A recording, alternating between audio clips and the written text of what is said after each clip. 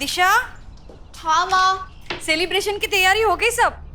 मम्मा, आपके तहखाने में से कुछ मिलेगा तब तो सेलिब्रेशन की तैयारी होगी ना। मेरा तय खाना? हाँ क्या चाहिए तुझे? मम्मा, चॉकलेट सिरप। बिना चॉकलेट सिरप के मैं पापा का बर्थडे केक कैसे बनाऊंगी? सॉरी, मैं भूल गई। मम्मी, मैंने आपको बोला था ना लेकर आने। आप दोनों ना बिल्कुल रिस्पॉन्सिबल हो गए हो। पता नहीं मैं नहीं होती तो आप लोगों का क्या होता। सचमुच तू नहीं होती तो हमारा क्या होता? चलो चलो, ज्यादा सेंटी होने की जरूरत नहीं है, मुझे बहुत काम है और पापा के आने का टाइम भी हो रहा है। मैं ना जल्दी से दुकान जाकर सामान लेकर आती हूँ। ठीक है दिशा, रुक। दिशा, मैं दुकान पे फोन कर देती हूँ, तुम्हें जाने की जरूरत नहीं है। अरे मम्मी, अब तो 6 बज गए, वो नहीं होगा वहां पे। आप टेंशन मत लो, मैं लेकर आती हूँ। मैंने कहा ना, मैं फोन कर देती हूँ।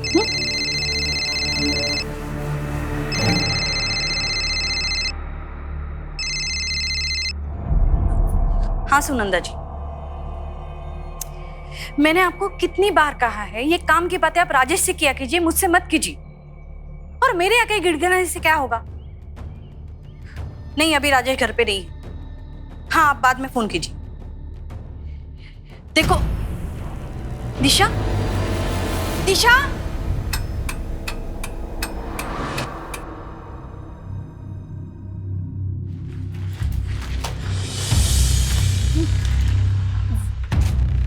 मेरी बेटी दिशा। दिशा कौन? मेरी बेटी वो।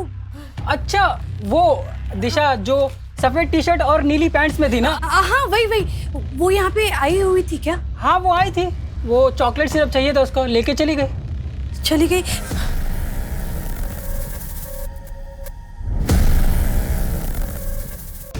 दिशा, राजेश, राजेश, वो दिशा। दिशा, अरे क्या हुआ, चिल्ला क्यों रही हो? दिशा, राजेश दिशा कहीं मिल नहीं रहे हैं, मुझे बहुत डर लग रहा है राजेश। मिल नहीं रही मतलब?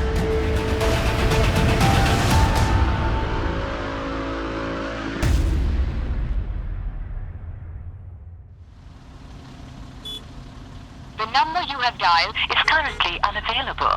Please try again later. Gupta, phone को लोकेशन ट्रेसिंग पे लगाओ। आप दोनों श्योर हैं कि दिशा किसी फ्रेंड के यहाँ या रिलेटिव के पास नहीं गई?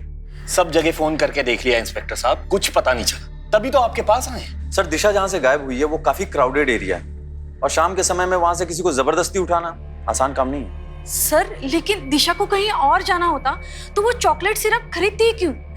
मैंने तो उसे मना भी कर दिया था उस टाइम दुकान पे जाने के लिए। लेकिन आपने दिशा को दुकान पे जाने के लिए मना क्यों किया था? वो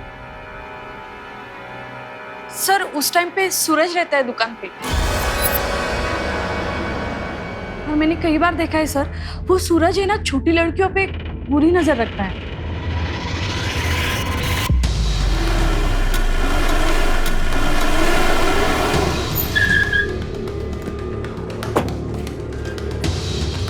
सूरज? नहीं मैडम, वो तो मेरे यहाँ काम करता है। आज सुबह में उसका फोन आया था कि उसे कुछ काम है, इसीलिए 1-2 दिन दुकान पे नहीं आएगा।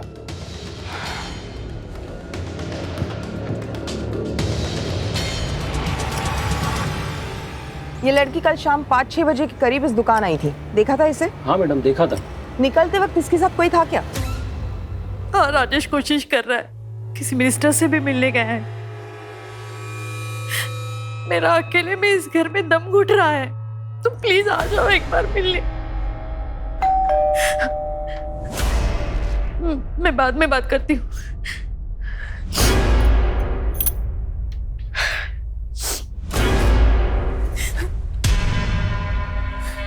सुनंदा जी, आप? प्रीति, मैंने दिशा के बारे में सुना, इसलिए। आपने सुना ना, तो आप समझ सकते हैं हम किस दौर से गुजर रहे हैं। देखिए, मुझे अभी किसी से नहीं मिला। जानती हूँ बुरा वक्त है, इसलिए तो दर्द बांटने आई हूँ। मैं आप लोगों के लिए टिफिन लेके आई हूँ। अगर बुरे वक्त में रिश्तेदार काम नहीं आएंगे तो कब आएंगे? और आप घबराइए मत, मैंने मन्नत मांगी, हमारे परिवार के साथ फिर से ऐसी कोई अनहोनी नहीं होगी। सर, आज ये छुट्टी लेकर गली की लड़कियों के साथ रंगोली बना रहा था। तो इसमें मैंने कौन सा क्राइम कर दिया? काम से ज्यादा लड़कियों पे ध्यान रहता है ना तेरा। कल दिशा का पीछा क्यों किया था? दिशा? कौन दिशा साहब? चल बता, तू किराने की दुकान पे काम करता है ना? जी साहब। तो सरसों का तेल अच्छा होता है या फिर सोयाबीन का? अरे साहब, आप लोग वो प्रीति मैडम की बेटी की बात कर रहे हैं ना? जी हाँ, मैं कल उसके पीछे गया था। वो चॉकलेट सिरप लेने आई थी तो मुझे लगा उसका बर्थडे है, मैं उसको चॉकलेट देने गया था। रोड तो सीधा ही था साहब, पर वो पता नहीं कहाँ गायब हो गई, कहीं दिखी नहीं मुझे। और तू 15 मिनट तक उसे ढूंढता रहा? साहब, अगर आपको यकीन नहीं हो रहा है तो उस फोन वाले से पूछ लीजिए ना।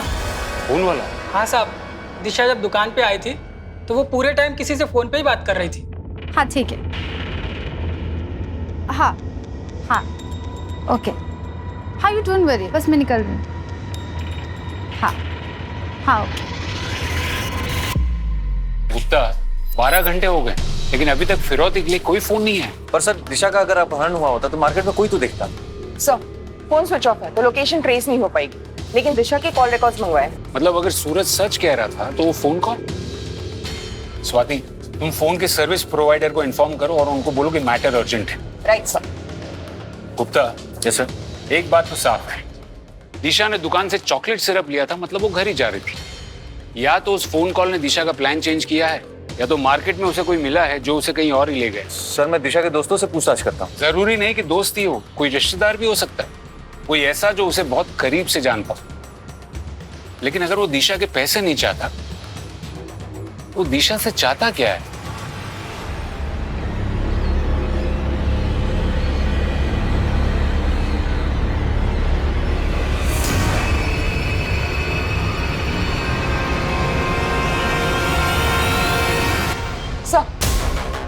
सर, दिशा की कॉल रिकॉर्ड्स आ गए। इस नंबर पर आखिरी बार बात की थी उसने, किसी अंकिता गुप्ता के नाम पर है। अंकिता गुप्ता? हाँ सर, दिशा की क्लासमेट है।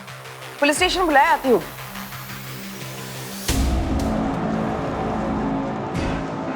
अंकिता गुप्ता, तुम दिशा की क्लासमेट हो? जी सर। तुमने कल दिशा को मिलने बुलाया था?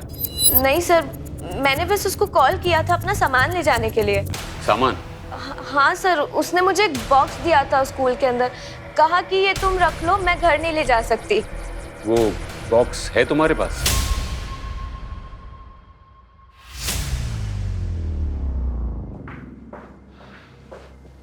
देखो अंकिता, दिशा मुसीबत में है।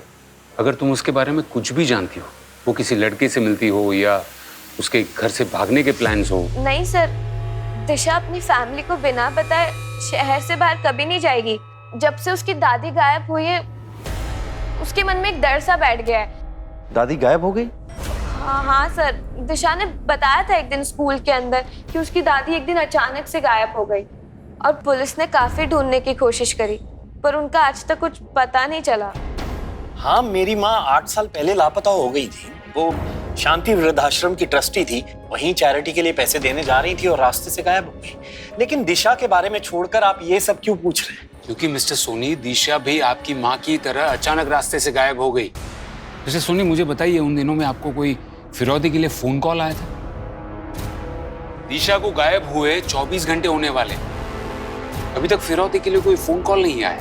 दिशा के कॉल रिकॉर्ड से भी हमें कुछ पता नहीं चला है। अब तक की छानबीन से तो ऐसा लगता है मिस्टर सोनी के दिशा अपनी मर्जी से कहीं गई। नहीं सर, दिशा ऐसी लड़की नहीं थी, वो सब कुछ मुझसे शेयर करती थी। मिस्टर सोनी, ये दिशा का कुछ सामान है जो उसने उसकी क्लासमेट अंकिता गुप्ता के यहाँ रखा था। क्या ये सामान दिशा का है? सर, इस ब्रांड का परफ्यूम दिशा यूज ही नहीं करती थी। और ये दवाई तो दिल की बीमारी की दवाई है, ये दिशा के पास कैसे आई? लेकिन सर, हमारे फैमिली में ये दवाई कोई यूज ही नहीं करता है। इसका मतलब आप दोनों को जरा भी आइडिया नहीं कि दिशा के पास ये सब सामान कहां से आए? मिसेस सोनी, आप भले ही ऐसा मानती हो कि दिशा आपसे कुछ भी नहीं छुपाती थी, लेकिन दिशा की जिंदगी में डेफिनेटली ऐसा कुछ चल रहा था जिसके बारे में ना तो उसके दोस्तों को पता था और ना ही आप दोनों को। दिशा को तो ढूंढ नहीं पा रहे, माँ के पीछे पड़े हुए हैं, पता नहीं क्यों। अब आप कहाँ जा रहे हो? अब हर चीज क्या तुमसे पूछ के करनी पड़ेगी? ऑफिस में क्लाइंट्स बैठे हुए हैं, उनके पास जा रहा हूँ। तुम टैक्सी लेकर घर आ जाना।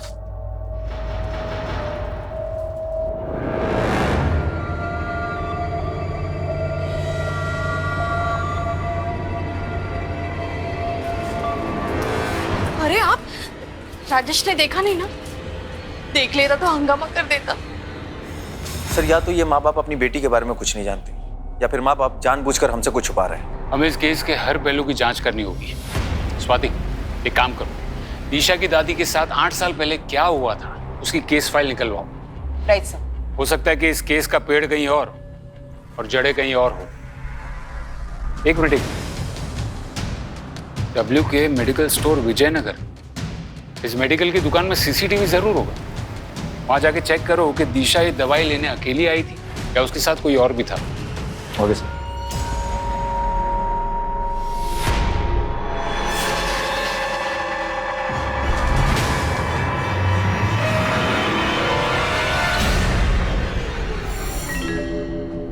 हाँ सर, यही लड़की थी। ये मुझे इसलिए याद है क्योंकि उसने दवाई खरीदी नहीं बल्कि चोरी करके भागी थी ये। पक्का यही लड़की थी? सर मैं CCTV फुटेज लाया हूँ, आप चाहिए तो देख लीजिए।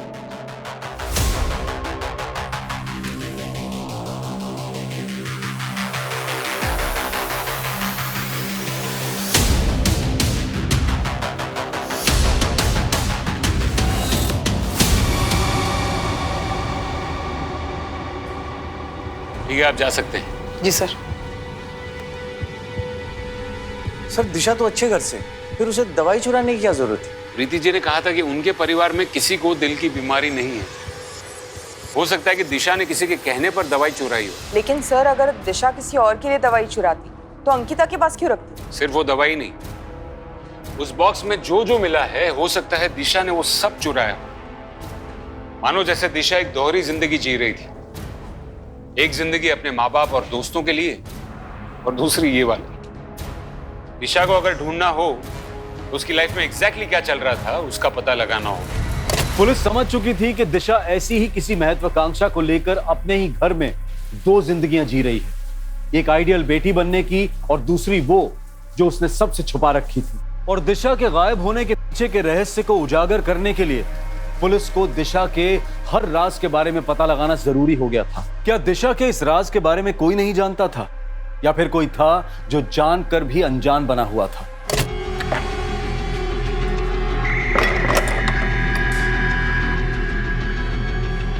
बेटा खाना रेडी है। हाँ माँ, आई 1 मिनट।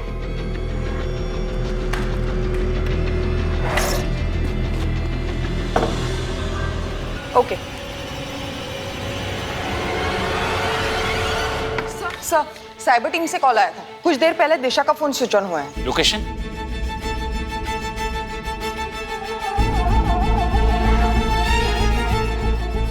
चल क्या मैंने क्या? साहब सच कह रहा हूँ, मैंने कुछ नहीं किया है। जब से वो फोन मिला तब से पासवर्ड मांग रहा है। वो फोन मेरे किस काम का? सर मैंने इसके कॉल डिटेल्स चेक किए हैं, दिशा के साथ इसका अब तक कोई लिंक नहीं निकला। फिर भी इसे रिमांड में रखो और फोन का पासवर्ड ब्रेक होते ही इन्फॉर्म। Okay sir. प्लान में कोई चेंज नहीं होगा। हाँ, जो डील हुई है वही फाइनल है।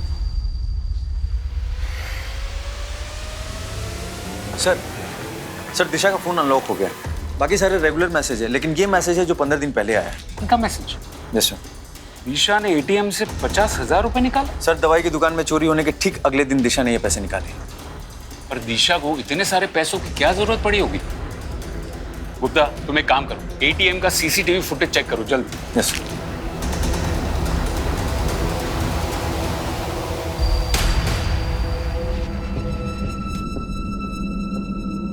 देखो राजेश नहीं है तो क्या हुआ, मैं तो हूं। और तुम ऐसे करोगे तो कैसे काम चलेगा? संभालो अपने आप को। मैं आ गया हूं ना, सब संभाल लूंगा। साले कमीने, तुझे मना किया था ना यहाँ आने के लिए, फिर तेरी हिम्मत कैसे हुई मेरे घर में आने की? राजेश, भैया को छोड़ दो। भैया को मैंने बुलाया था। तू पहले ही मेरा लाखों का नुकसान करा चुका है, अब क्या लेने आए हैं यहाँ? हेलो इंस्पेक्टर साहब, 50,000? एक सेकेंड प्रीति, तुम्हारा और दिशा का जो जॉइंट अकाउंट है उसका ATM यूज करके दिशा ने 50,000 निकाले।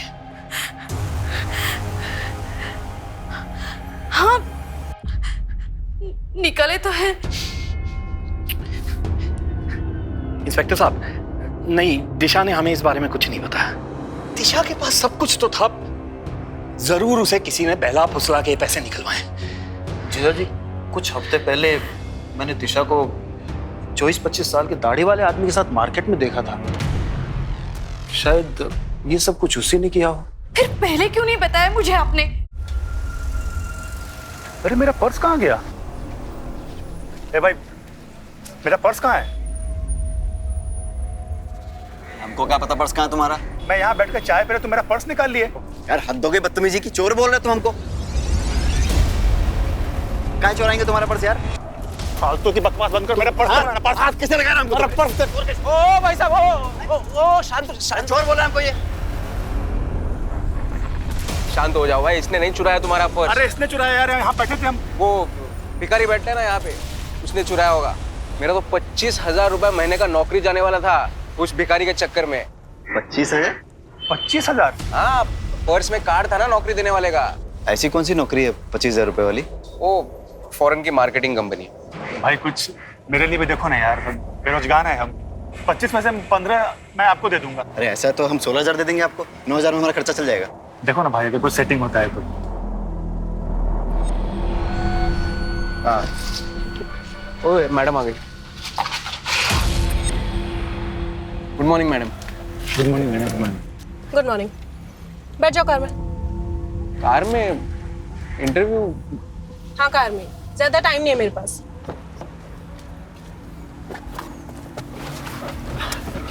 Hello ma'am. मैडम मेरा नाम भूषण है और ये रहा मेरा सीवी। मैडम मैंने झांसी से मार्केटिंग का कोर्स भी किया है, आप चाहो तो मेरे मार्क्स देख सकते हो। देखो, इस कंपनी में काम करना है तो यहाँ पर 2 रूल है। पहला, never call me ma'am, only Nitya. Okay ma'am, sorry Nitya. और दूसरा, जब तक बोलने को कहा ना जाए अपना मुंह मत खोलो। ओके। देखो, मार्केटिंग में काबिलियत फील्ड में पता चलती है, कागज पर नहीं, समझे? जी जी। सर मैंने दिशा की दादी निर्मला जी की FIR रिपोर्ट देखी। सर कुछ अलग ही है। आखिरी बार इन्हें किसी जगमोहन उर्फ जग्गा के साथ देखा गया और इस जग्गा के खिलाफ छोटे मोटे फिरौती के केसेस हैं। फिरौती के केस? और फिर भी उसने पैसे नहीं मांगे? हाँ सर, सबूतों के अभाव में इसे बेल मिल गई। लेकिन सर बात अजीब ये है कि बेल मिलने के बाद ये जग्गा भी गायब हो गई। क्या? बहुत अजीब आदमी था साहब। एक दिन मुझे फोन करके बोला कि टीवी और फ्रिज घर पर भेज दे, बहुत पैसे आने वाले हैं। फिर पता चला कि जग्गा को पुलिस वालों ने उठा लिया। बाद में जेल से छूटा तो गायब हो गया। उसके बाद उसे किसी ने नहीं देखा। उसके घर परिवार में कोई और था? उसकी बीवी और 13-14 साल का एक लड़का था। बीवी तो कई साल पहले मर गई, लड़के का पता नहीं। लेकिन गुप्ता, अगर जग्गा पैसों के लिए अपहरण करता तो फिरौती जरूर मांगता। सर हो सकता है कि फिरौती मांगने से पहले निर्मला जी की मौत हो गई। तो 8 साल बाद अगर उसी जग्गा ने राजेश सोनी की बेटी को उठाया है तो पक्का ये पैसों का मामला नहीं लगता, कोई आपसी रंजिश का मामला लगता है। ओके सर, मैं जग्गा को ढूंढने के लिए टीम लगाता हूँ। जग्गा को ढूंढना इतना आसान नहीं होगा, उसके बेटे को ढूंढो। कोई बाप अपने बेटे से इतने सालों तक अलग नहीं रहेगा।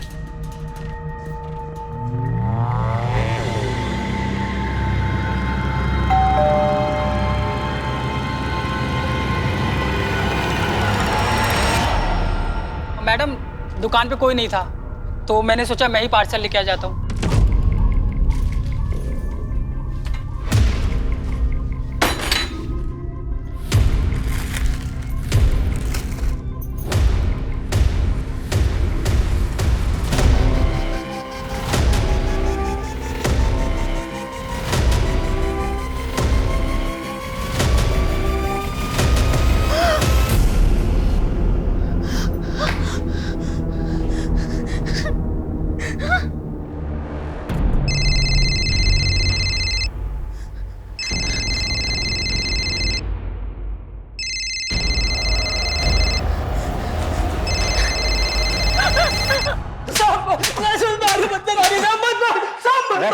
सही सही बता वरना तेरा खाता बही सब बंद कर दूंगा। साहब हम सच कह रहे हैं साहब। साहब हमने कुछ नहीं किया। कुछ नहीं किया? साहब दुकान में तो सामान हमने ही डाला था थैले में। लेकिन जब हम रास्ते में जा रहे थे तो एक बाइक वाला टकरा गया। सामान गिर गया, उसने फिर वापस थैले में डाला। साहब उसने कुछ हेरा फेरी की होगी तो हमें क्या पता साहब। बाइक वाले की शक्ल याद है? नहीं साहब, वो हेलमेट पहना था। सर पूरी प्लानिंग के साथ किया है सर। पहले दिशा की उंगली काट के भेजी, और उसके बाद फिरौती के लिए सुनंदा जी के मोबाइल पे कॉल। ये सुनंदा जी है, मेरी कजन। इन्हीं के फोन पर किडनैपर का कॉल आया था। ये आपके साथ रहती है? जी नहीं, हमारे घर पे नहीं रहती हैं, लेकिन हाँ पास में ही रहती हैं। मुझे डिटेल में बताइए कि किडनैपर ने आपको फोन पर क्या क्या कहा। जी कोई आदमी था और वो बोला कि अभी सैंपल भेजा है और कल शाम 4 बजे तक सीमेंट फैक्ट्री के पीछे वाले रोड पर 1 करोड़ रुपए नहीं पहुंचाए तो वो दिशा की लाश भेजेगा। देखिए आप लोग घबराइए मत, दिशा को बचाना हमारी प्रायोरिटी। राजेश, आप कल 2 बजे। इंस्पेक्टर साहब, आपको जो करना कीजिए, मेरे पास पैसों का पूरा इंतजाम है। मैं अपनी बेटी को कुछ नहीं होने दूंगा।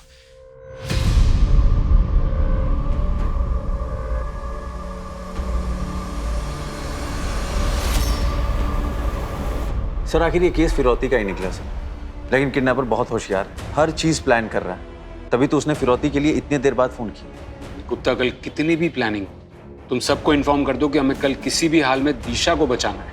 लेकिन सर आपको अजीब नहीं लगता कि इतने सारे पैसे राजेश के पास, वो भी कैश में? हाँ, नोट तो मैंने भी किया, लेकिन फिलहाल मुझे एक ही बात का डर है कि वो माँ बाप कहीं इमोशंस में आकर कोई गड़बड़ ना करते हैं। हाँ, मुझे पता है मुझे क्या करना।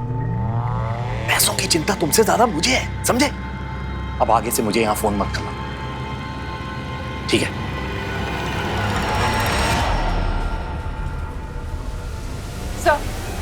सर टीम रेडी है। राजेश को मैंने सब कुछ समझा दिया था कल, फिर भी वो टाइम पर नहीं आया और कब से घर पे फोन कर रहा हूँ, कोई फोन भी नहीं उठा रहा है। लगता है कुछ गड़बड़ है। गाड़ी निकालो।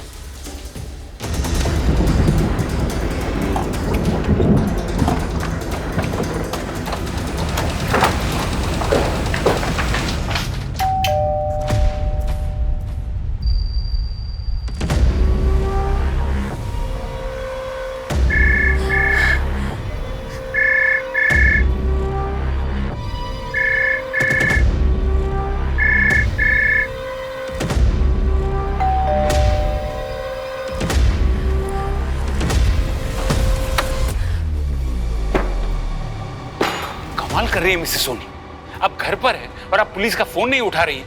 और राजेश कहाँ है? वो सर। देखिए प्रीति जी, अगर आप पुलिस से कोई भी बात छुपाएंगी तो हम दिशा को नहीं बचा पाएंगे। अरे जरा तो समझिए, जो इंसान दिशा की उंगली काट कर भेज सकता है वो दिशा के साथ कुछ भी कर सकता है। सर राजेश सुनंदा दी के साथ किडनैपर को पैसे देने गया है। पर टाइम तो 4 बजे का था ना। हाँ, पर वो प्रीति, राजेश ये देखो क्या हुआ, कोई मैसेज आया है किसी और नंबर से। क्या मैसेज है, पढ़ो ना। लिखा है पुलिस के पास गए थे, अगर दिशा जिंदा चाहिए तो पुलिस को बिना बताए राजपुर के जंगल के अंदर वाले कुएं के पास आज दोपहर 2 बजे तक आ जाओ। अब क्या करें? अरे क्या करेंगे, वही करेंगे ना जो वो चाह रहे हैं, पैसे देंगे और दिशा को छुड़वाएंगे। नहीं नहीं नहीं, मैं तो कहती हूँ हमें पुलिस के पास जाना चाहिए, कहीं वो लोग हमारे साथ ही कुछ। अरे कुछ नहीं करेंगे वो, उन्हें पैसों से मतलब है बस। आप तैयार रहिए, बाकी मैं संभाल लूंगा। कोई नहीं संभाल पाएगा। मिसेस सोनी, किडनैपर्स ने पहले सुनंदा जी को फोन किया, हमने फोन टैप किया तो उसने एसएमएस की। कोई तो है जो किडनैपर को खबर दे रहा है, लेकिन आप घबराइएगा नहीं। सर, मुझे सुनंदा जी के लिए फिक्र नहीं हो रही है, उनकी वजह से फिक्र हो रही है। मुझे डर है कि ये सब सुनंदा जी कर रही है। पर वो ऐसा क्यों करेंगी? क्योंकि सुनंदा जी का बेटा विशाल राजेश की फैक्ट्री में काम करता था, एक एक्सीडेंट में उसकी मौत हो गई। तब से सुनंदा दी राजेश के पास उसके मौत का हर्जाना मांग रही है। और राजेश ने अभी तक पैसे नहीं दिए। सोनी, आपने ये बात हमें पहले क्यों नहीं बताई? सर, मुझे पहले शक था पर यकीन नहीं हो रहा था सर।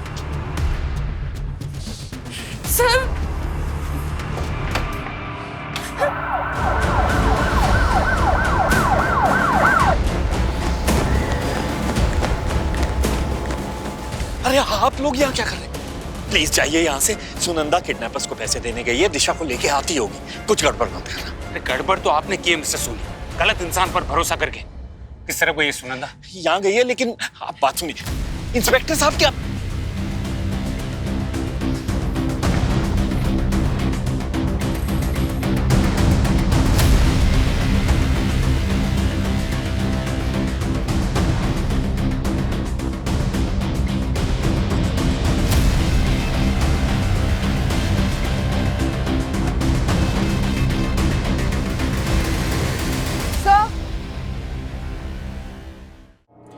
टैलेंट तो इंडिया में भरा पड़ा है, लेकिन अगर इस इंडस्ट्री में आगे बढ़ना है तो बंदे को सिर्फ टैलेंटेड नहीं, स्मार्ट भी होना चाहिए। तो तुम लोगों में से कोई स्मार्ट है? ठीक है, तो 1 मिनट के अंदर मुझे मूवी देखने के लिए कन्विंस कर लो। अगर मैं मान गई तो ये नौकरी पक्की। मुझे क्या लगता है नित्या कि आपको ना हमारे लिए नहीं बल्कि अरमान कपूर के लिए इस फिल्म को देखना चाहिए, क्योंकि उसकी आखिरी फिल्म आने से पहले ही बेचारा चल बसा, तो उसको एक ट्रिब्यूट देना बनता है। हा? आपको क्या लगता है? और अगर मैं बोर हो गई तो हम है ना, हम आपको एंटरटेन कर देंगे। हम बहुत अच्छा एंटरटेनमेंट करते हैं। ठीक है, मूवी तो नहीं, लेकिन एक ड्रिंक के लिए जरूर कन्विंस कर लिया। शातिर रहे ये लोग, ये जानते थे कि हम सुनंदा के जरिए उन तक पहुंच जाएंगे, इसलिए उन्होंने सुनंदा को ही मार दिया। सर, राजेश और प्रीति दोनों को अब तक किडनैपर्स के कॉल नहीं आए। पैसे लेने के बाद भी किडनैपर्स ने अब तक दिशा को छोड़ा नहीं। ये बड़े बिजनेसमैन हर चीज को डील समझते हैं क्या? एक हाथ लो दूसरे हाथ दो। राजेश की छोटी सी गलती की वजह से वो किडनैपर्स निकल गए। सर, सारे चेक पोस्ट को इन्फॉर्म कर दिया। शहर से बाहर जाने वाली जितनी भी गाड़ियां हैं सबकी चेकिंग चल रही है। गुप्ता, वो जानते हैं कि चेकिंग होगी, वो लोग शहर छोड़कर नहीं जाएंगे। सर, सुनंदा का फोन मिला है। उसके फोन पे किसी गोकुल नाम के आदमी का हर 2-3 दिन में फोन आता था। आज दोपहर 1 बजे भी आया। सर, उसकी कॉन्टैक्ट पे उसका फोटो सेव्ड है। दाढ़ी वाला आदमी है, शायद 30-35 साल का होगा। साहब, थोड़ी देर पहले मैंने देखा था उसको। ये रहा गोकुल का घर। भागने की कोशिश कर रहा था। गलत समझ रहे हैं साहब आप। गलत समझ रहा हूँ? हाँ। चल तुझे सही समझाता हूँ, चल। अरे चल चल तो रहा हूँ साहब। है चल रहा हूँ। तेरी पूरी कुंडली निकाली हमने। सच सच बता, दिशा कहाँ है? साहब, मुझे नहीं मालूम आप किस दिशा के बारे में बात कर रहे हो। तो तुझे तो ये भी नहीं पता होगा कि तेरा ये पैर कैसे टूटा। मैं याद दिलाता हूँ, विशाल सुनंदा का बेटा, उसी के साथ तू काम करता था ना राजेश की फैक्ट्री में, और जिस हादसे में विशाल की मौत हुई उसी हादसे में तेरा ये पैर टूटा। तेरे पड़ोसी को तेरी सारी खबर है, और राजेश ने मुआवजा नहीं दिया, इसलिए तूने और सुनंदा ने मिलकर दिशा को अगवा कर लिया। साहब, जब उसने अपनी कजिन बहन के लिए कुछ नहीं किया तो मुझे क्या देगा वो? उस हादसे के बाद अपनी फैक्ट्री को बचाने के लिए राजेश ने सारा इल्जाम अपने साले अविनाश गुप्ता पर लगा दिया और उसे नौकरी से भी निकाल दिया। क्या अविनाश राजेश के साथ काम करता था? और क्या साहब। सर, दिशा ने जिस एटीएम से पैसे निकाले थे उसका सीसीटीवी फुटेज आ गया। आप सही थे, दिशा एटीएम अकेली नहीं गई थी।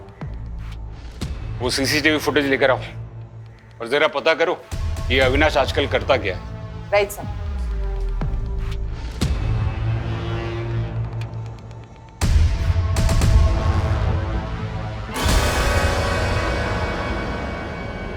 गीता, दिशा ने पहले तुम्हें वो बॉक्स दिया और फिर 50,000 रुपए। आखिर तुम्हारे और दिशा के बीच चल क्या रहा था? सर, दिशा ने वो पैसे सिर्फ रखने के लिए दिए थे और कुछ भी नहीं। समझो अंकिता, अगर तुम्हारा इस बात से कोई लेना देना नहीं है तो ये केस बार बार घूम कर तुम पर ही क्यों आ जाता है? क्योंकि सर, दिशा और मैं बेस्ट फ्रेंड्स थे। वो मुझसे अपनी सारी बातें शेयर करती थी। कुछ दिन पहले तो वो मेरे घर पर भी आई थी। काफी परेशान थी सर वो। क्या हुआ है दिशा तुझे? पहले तो तू इतना बात करा करती थी, अब तू बात ही नहीं करती है। देख, मैं तुझे सब बताऊंगी, बस तू मेरा एक काम कर दे। मैं तुझे 50,000 दूंगी, मेरे लिए एक टैब बुक कर देगी? लगता है दिशा को कोई ब्लैकमेल कर रहा था। वो टैब, अंकिता, तुमने कितने दिन पहले ऑर्डर किया था वो टैब? सर, 2 हफ्ते पहले। गुप्ता, तुम वो ऑनलाइन साइट से कांटेक्ट करो। बॉस की गाड़ी पे ही पत्थर मार दिया। क्या बात है, बहुत खूब। अरे तो इसमें क्या है, मैं भी तो अपनी गर्लफ्रेंड के मुंह पर ऐसे कोल्ड ड्रिंक फेंक करके आ गया था। ओहो, इतनी डरे। मित्ता मैडम, अब चलो ना, बहुत टाइम हो गया। अरे, जब बॉस एंजॉय कर रही है तो तुम्हें क्या जल्दी है? चुपचाप बैठे रहो। मैं जरा होके आता हूँ।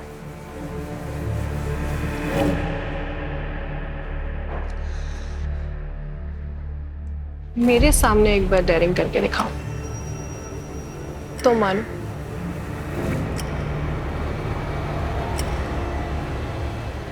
किडनैपर ने पैसे भी लिए और दिशा को भी नहीं छोड़ा। मुझे डर है कि वो कहीं दिशा को। दिशा अब तक आपके पास होती, अगर आपके परिवार को पुलिस पर भरोसा होता तो, और यही भरोसा ना करने की वजह से आपकी कजिन सुनंदा जी को भी अपनी जान गंवानी पड़ी। गलती तो हमसे हो गई है सर, लेकिन क्या अब हम कभी दिशा को ढूंढ नहीं पाएंगे? ढूंढ पाएंगे, जरूर ढूंढ पाएंगे, अगर आप सब हमसे सच कहना शुरू करेंगे तो। सर आपको जो पूछना पूछिए सर, अब हम सब कुछ सच बताएंगे आपको। ठीक है, तो बताइए कि राजेश जी ने आपसे सारे रिश्ते नाते क्यों तोड़ दिए? वो सर हमारा फैमिली मैटर है सर। फैमिली नहीं, बिजनेस मैटर है। इतनी डेयरिंग तो मुझे हाथ लगाएगा? अरे मैडम, आपने ही तो कहा था मुझे। मैंने कहा था मेरे कपड़ों के अंदर हाथ डालने को। तुम दोनों को तो मैं पुलिस के हवाले करूंगी, ऐसा सबक सिखाऊंगी ना। मैडम हमें माफ कर दीजिए। तू लेकर आया था ना इन बदमाशों को मेरे पास, तेरी भी नौकरी गई। तुझे भी पुलिस के हवाले करूंगी मैं। अरे पर मैडम मैंने तो कुछ किया ही नहीं है। पुलिस ऐसी ऐसी जगह पे डंडे मारेगी ना कि कुछ करने के लायक भी नहीं बचोगे तुम लोग। मैडम गलत समझ रही हैं आप। मैडम मेरी मत मारी गई थी कि मैंने तुम दोनों का भला सोचा। ये सुनंदा जी का बेटा विशाल है और ये गोकुल। एक का पैर गया और दूसरे की जान, और वो भी आपकी लापरवाही से। आप राजेश जी की कंपनी में मैन्युफैक्चरिंग के मैनेजर थे। आपकी वजह से कंपनी को नुकसान हुआ और इसीलिए राजेश जी ने आपको उनके दिल से और काम दोनों जगह से निकाल दिया। नहीं सर, भैया की कोई गलती नहीं थी, वो सिर्फ एक हादसा था। हादसा हो सकता है मिसेस सोनी, लेकिन उसके बाद जो अविनाश जी ने किया वो उनकी प्लानिंग थी। अविनाश जी के पास काम नहीं था, जमा पैसे खत्म होने लगे थे, फिर भी अविनाश जी ने एक महंगा वाला टैबलेट खरीदा। वही टैबलेट जिसके लिए दिशा ने एटीएम से पैसे निकलवाए और अपनी क्लासमेट अंकिता गुप्ता के पास ऑर्डर करवाए। ऐसा क्या जानते थे दिशा के बारे में जो उसे ब्लैकमेल कर रहे थे? साले कमीने, क्या किया तूने दिशा के साथ? समझिए अपने आप। बता, छोड़िए। और उसके बाद आपने एक 20-25 साल के दाढ़ी वाले आदमी की कहानी शुरू की ताकि हम आप तक ना पहुंच पाए, है ना? मैंने झूठ बोला सर, लेकिन सर ये मैंने मेरे बेटे अंकुश को बचाने के लिए बोला। सर वो अनजाने में ही वो दिशा को ब्लैकमेल कर रहा था सर, बस इसीलिए मैंने ये। दिशा ने कुछ सामान देने के लिए अंकुश को मार्केट में बुलाया, तभी अंकुश ने देखा।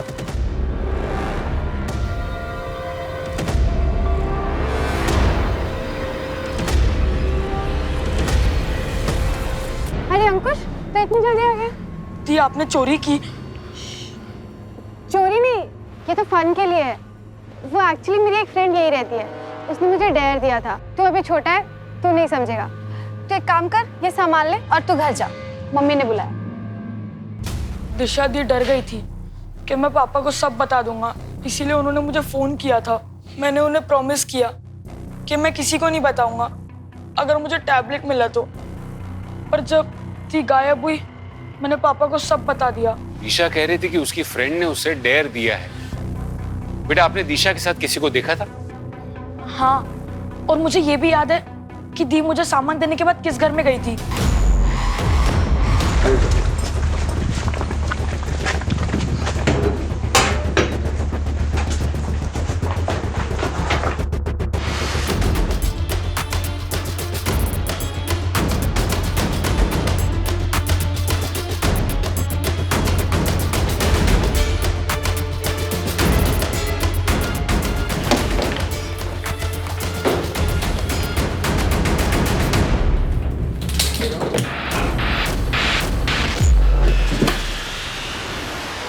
स्वाति,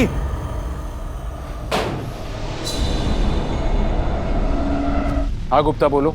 सर इस घर में दिशा की बॉडी मिली है जो एक बेड के अंदर प्लास्टिक में रैप्ड है, और इस वजह से स्मेल बाहर नहीं आई और आसपास के लोगों को पता नहीं चला। गुप्ता, उस बॉडी को तुरंत पोस्टमार्टम के लिए भेजो और उनको बोलो कि रिपोर्ट जल्दी प्रोसेस करके, क्योंकि हमें ये न्यूज़ दिशा के पेरेंट्स तक भी पहुंचानी है। और उस घर की अच्छे से तलाशी लो और उस घर के लैंडलॉर्ड से भी बात करो। 1-2 महीने से ही थी यहाँ पर साहब। अब लड़की थी तो मैंने ज़्यादा कुछ पूछताछ नहीं करी। हाँ, इतना पता है कि किसी वृद्धाश्रम में मैनेजर थी साहब वो, और उसकी कार यहीं पीछे पार्क है साहब।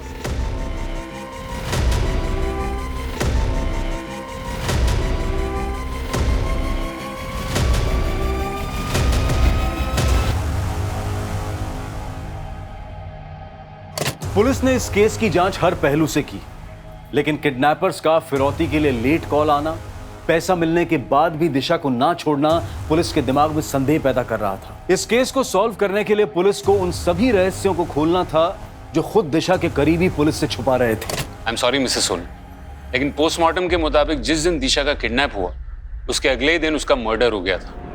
क्या? कमाल है मिस्टर सोनी, आप क्यों चौंक गए? और आपका चेहरा देखकर तो लगता है कि आप तो पहले से बहुत कुछ जानते थे। शांति वृद्धाश्रम, नाम याद है कि वो भी भूल गए?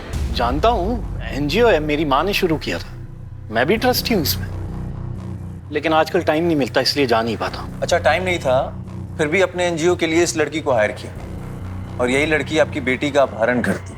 ऐसे बिना सबूत के आप मुझ पे इल्जाम कैसे लगा सकते हैं? सबूत है ना, आपके बैंक डिटेल्स और वो 1.5 करोड़ रुपए जो आपने बैंक से लिए थे लोन पे, दिशा का अपहरण होने के 1 हफ्ते पहले, वो भी गारंटी के साथ। मानो जैसे आपको तो पता ही था कि दिशा किडनैप होने वाली है। इंस्पेक्टर साहब, वो पैसे तो मैंने अपनी एक बिजनेस डील के लिए लिए थे। Business deal? कैसी बिजनेस डील? मैं आप लोगों के साथ शेयर नहीं कर सकता। ठीक है, मत कीजिए शेयर, लेकिन एक बात याद रखिए, दिशा के मर्डर केस में प्राइम सस्पेक्ट आप ही हैं। मेरी कंपनी में एक हादसा हुआ था जिसमें सुनंदा के बेटे की डेथ हो गई थी। फिर इंस्पेक्शन ऑफिसर्स ने मेरे माल को लो क्वालिटी बताकर मेरा लाइसेंस कैंसिल करने के लिए कहा। उन्हीं ऑफिसर्स को रिश्वत देने के लिए मैंने लोन लिया था। तो फिर इस लड़की का इस पूरे बात से क्या कनेक्शन? इंस्पेक्टर साहब, ये लड़की भले ही मेरे एनजीओ में काम करती हो, लेकिन मैं इसे नहीं जानता हूँ, सच में। ये एनजीओ के लिए मार्केटिंग वालों को क्यों हायर कर रही थी? सर, इस बात पे तो मुझे भी डाउट है। सर, इसमें उसका एड्रेस मेंशन है, अगर आप कहें तो मैं पता लगाऊं। चल के खत्म कर देते हैं उस नित्या को। हम तीनों को बचाने के लिए उसको मरना ही पड़ेगा। चंद्रेश, ये उस कार्ड में उसका एड्रेस है ना? अरे उसी ने तो बोला वो अकेली रहती है। चंद्रेश, सोचने का वक्त नहीं है, या तो 3 लोगों की जिंदगी बर्बाद होगी या तो सिर्फ एक। जो करना है अभी करना है। भूषण,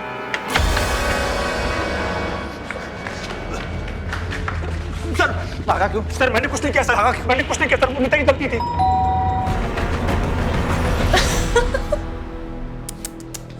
मारने आए हो मुझे? अरे यार, पहले बोलना था। काम करो, मारो। सबके सामने मारो। वो देखो कैमरा, तुम तीनों की सारी हरकतें उसमें रिकॉर्ड हो रही है। अरे क्या हुआ, मारो ना। हाँ, देखो अगर मुझे कुछ भी हुआ ना तो पुलिस को सब दिख जाएगा। अटेम्प्ट टू मर्डर, रेप, इन सब के इल्जाम में फंसाऊंगी तुम तीनों को मैं। और तू मैडम प्लीज हमें माफ कर दो, आप जो कहेंगे हम करने के लिए तैयार हैं। ये पुलिस के लफड़े में मत फंसाइए प्लीज मैडम, प्लीज। साहब, वो नित्या लालची लड़की थी, बोली कि मैं जॉब से तंग आ गई हूँ, मुझे एक साथ ढेर सारा पैसा चाहिए, और एक पैसे वाली लड़की उसकी बहुत बड़ी फैन है, अगर उसको किडनैप कर लिया तो सबकी लाइफ बन जाएगी। तो किडनैप करके पैसे ही चाहिए थे तो फिर मारा क्यों? साहब ये मैं नहीं जानता। अरे मुझे और अमित को तो उसने सामान लाने बाहर भेज दिया था, और जब वापस लौटे तो नित्या बोली कि लड़की गलती से मर गई है, तुम दोनों कहीं जाकर छिप जाओ होटल या लॉज में। फिर कुछ दिनों के बाद वो पैसा लेकर के आई और बोली कि तुम लोग गाँव निकल जाओ यहाँ से। तो वो पैसे कहाँ हैं और वो लोग कहाँ हैं? पैसे तो उसने बोला कि जब ये मामला ठंडा हो जाएगा तो उसके बाद तुम्हें मिल जाएंगे। और अमित तो जयपुर निकल गया और नित्या चंद्रेश को लेकर पता नहीं कहाँ चली गई, शायद मुंबई, नहीं पुणे चली गई थी।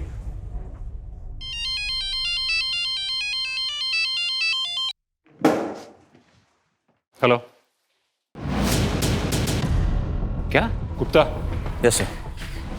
कोई तो कनेक्शन है नित्या और जग्गा के बेटे बबलू के बीच। सर, इन दोनों के बीच में कनेक्शन है, आपको ऐसा क्यों लगता है? जग्गा का बेटा पुणे में रहता है और नित्या और चंद्रेश भी पुणे की बस में भागे। हो सकता है कि नित्या ने ये सब जग्गा के कहने पे किया हो।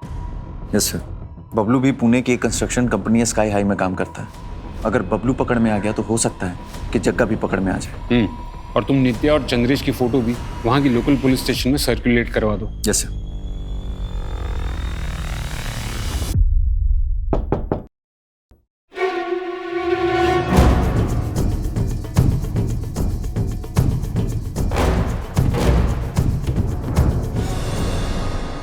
दिशा को किडनैप करने से लेकर उसे मारने तक की सारी प्लानिंग तेरी थी ना? कैसे फंसा एक बच्ची को अपने जाल में? सर, आसान काम नहीं था। मैं जब उस पर नजर रख रही थी तभी समझ गई थी कि लड़की को डेयरिंग पसंद है, बस अपने माँ बाप के डर से कुछ करती नहीं है। 1-2 बार मॉल में उससे टकराकर सॉरी बोलने के बहाने मैंने उससे दोस्ती कर ली। दिशा, ये दुनिया कायरों की नहीं, डेयरिंग वालों की होती है।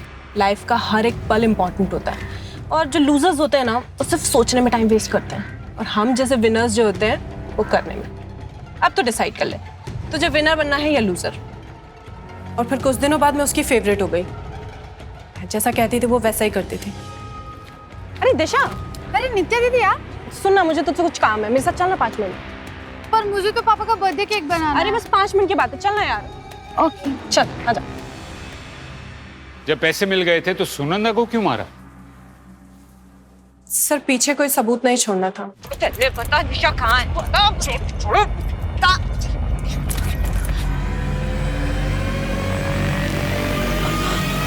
तुम दोनों इतने होशियार तो नहीं लगते कि ये सब प्लान कर सको। ये जग्गा का प्लान था ना? कहाँ है जग्गा? कौन जग्गा सर? बनो मत। जग्गा ने 8 साल पहले राजेश की माँ को उठाया था और अब उसकी बेटी को, और तुम दोनों जग्गा के बेटे बबलू के घर से ही पकड़े गए हो। जग्गा मर चुका है साहब। राजेश ने अपनी माँ को मारने के लिए जग्गा को कॉन्ट्रैक्ट दिया था। अगर काम पूरा होने के बाद राजेश पलट गया, उसने धोखे से जग्गा को मार डाला। और तुम्हें ये सब कैसे पता? मैं ही हूँ जग्गा का बेटा, चंद्रेश उर्फ बबलू। बबलू? मतलब तूने ये सब जग्गा की मौत का बदला लेने के लिए किया? हाँ, पर ये सब मैं अकेले नहीं कर सकता था, इसलिए मेरी गर्लफ्रेंड नित्या ने मेरी मदद की। पर उसे ऐसा लग रहा था मैं सब पैसों के लिए कर रहा हूँ। और तूने नित्या का इस्तेमाल करके उन दोनों को फंसाया। बदला बलि मांगता है साहब। मैं किसी भी कीमत पर राजेश की तबाही देखना चाहता था। आप जो सजा देना चाहते दीजिए, मुझे कोई अफसोस नहीं। अरे इंस्पेक्टर साहब, वो एक मुजरिम है, उसने कहा और आपने मान लिया। और कितना झूठ बोलोगे? जायदाद के लिए अपनी माँ को मरवा दिया और उसकी सजा मिली मेरी बेटी को। अब कोई रास्ता बचा नहीं तुम्हारे पास। सीधे सीधे बता दो कि जग्गा और तुम्हारी माँ की बॉडी को कहाँ ठिकाने लगाया है। जग्गा को मैंने टिंचा फॉल से धक्का दिया था और माँ को। राजेश ने लालच में आकर कई साल पहले अपनी माँ और जग्गा की जान ली। जिस राजेश के लिए पैसों का मोल अपने परिवार से भी ज्यादा था, वही लालच अनजाने में उसकी बेटी की मौत का कारण बना। चंद्रेश नफरत की उस खाई में गिरा हुआ था जहां उसे नफरत के अलावा और कुछ नहीं सूझा। लालच और नफरत, ये वो दो नकारात्मक भावनाएं हैं जिनकी दस्तक से ही हमें सतर्क हो जाना चाहिए और इस केस से सबक लेना चाहिए कि सफलता का कोई शॉर्टकट नहीं होता है। भले ही समय लगे, लेकिन ऊंचाई पर सिर्फ कड़ी मेहनत से ही पहुंचा जा सकता है। देखते हैं हमारे आज के एपिसोड की दूसरी कहानी।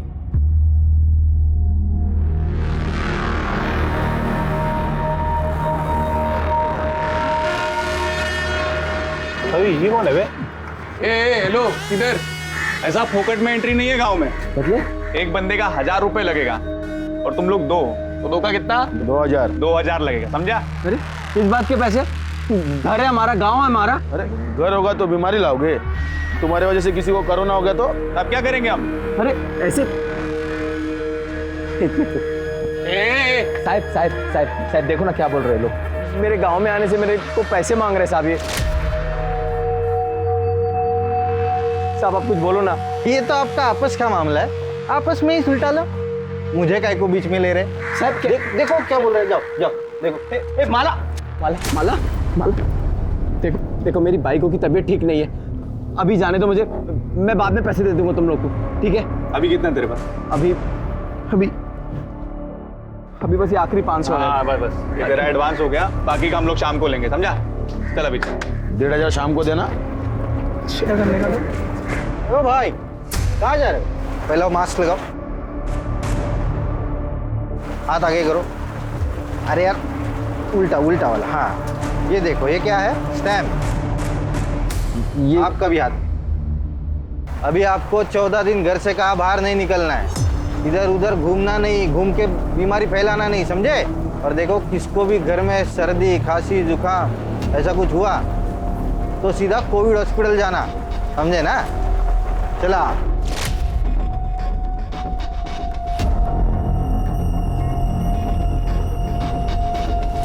अरे ओ भाई क्या कर रहे हो? अरे साहब बस ऐसे ही बात कर रहे थे। पैसा अकेला ही रखोगे? जबरदस्ती की गुंडागर्दी मचा रखी है। तो अपने घर में आने की कोई पैसे देता है क्या?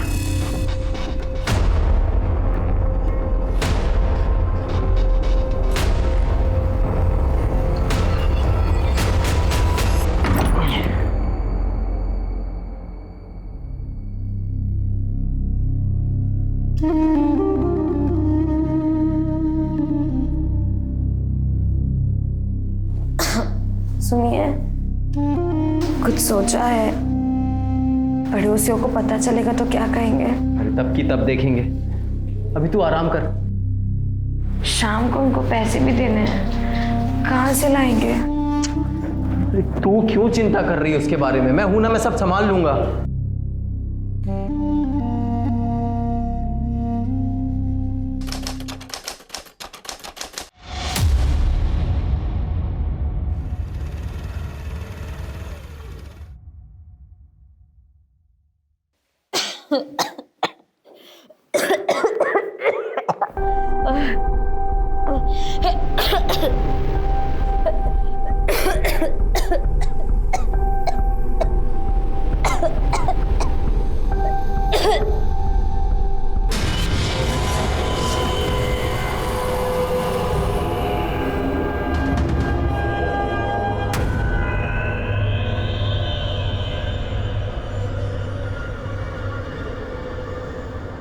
जहां एक तरफ हम सब इस महामारी की काली छाया के साथ जीने पर मजबूर हैं, वहीं दूसरी तरफ एक और वायरस है, जुर्म, क्राइम, अपराध। लेकिन इसने इस महामारी के काल में भी एक कदम भी पीछे नहीं हटाया है। राजू और माला बोहिर अचानक आए इस प्रकोप का शिकार थे। दोनों पैसे की कमी या काम छूटने की वजह से परेशान थे, या इसके पीछे कोई और कारण था? और अगर था तो क्या वही कारण वजह बना था माला बोहिर की हत्या का? जब कोविड-19 के कारण पूरा देश लॉकडाउन में था, तब नासिक महाराष्ट्र से 150 किलोमीटर दूर सोनगढ़ गांव में इस क्राइम को अंजाम दिया गया, जिसका मकसद बेहद अमानवीय था।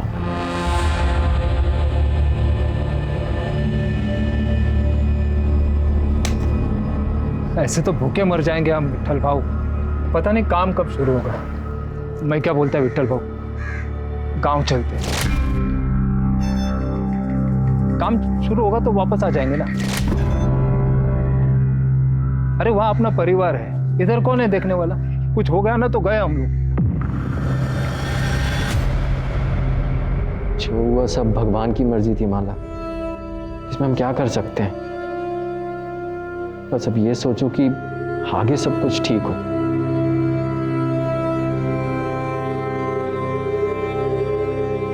माला, तुम्हारी रिपोर्ट्स आ गए, तुम्हें कोरोना नहीं है, तुम आज ही घर जा सकती हो। देखा, हमने कहा था ना सब ठीक हो जाएगा।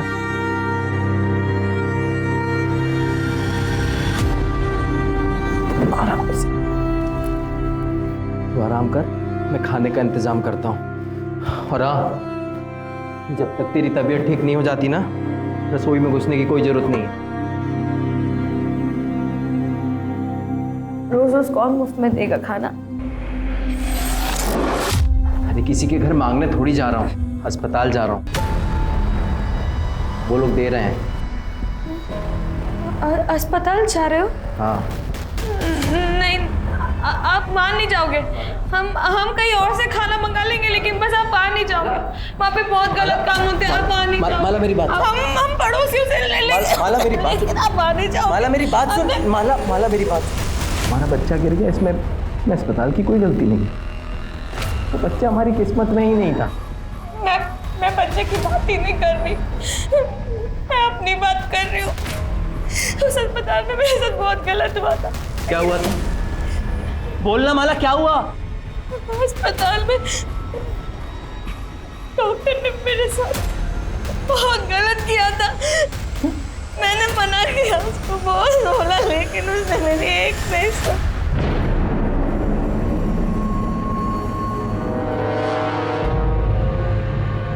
कौन? डॉक्टर? कौन था वो डॉक्टर? नाम बोल माला, जान से मार दूंगा उसको, जिंदा नहीं छोड़ूंगा। नाम बोल मुझे, बोलो नाम बोलना। बताओ अभी शुरू से क्या हुआ?